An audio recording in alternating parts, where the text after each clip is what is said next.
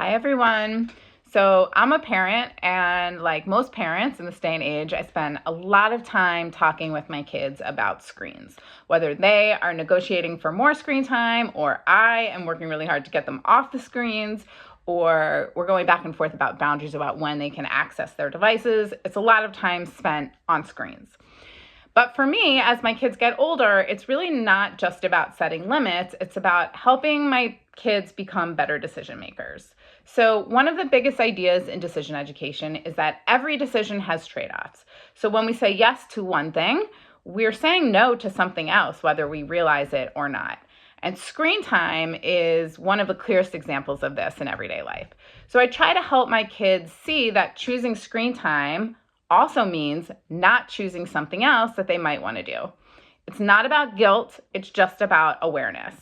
So I might say to them, for example, hey, you can watch a show, but that means there won't be time for you to work on that Lego project you were really excited about. So what do you want to do?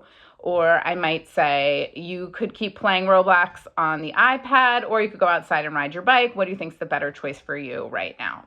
So I'm not making the decision for them. I'm not trying to manipulate them into making the decision I want them to make. I'm just helping them notice that there is a decision happening.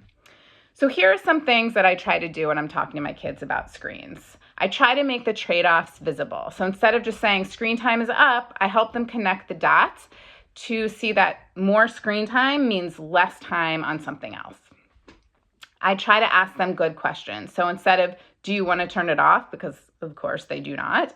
But I ask, what do you think future you will wish that you had chosen?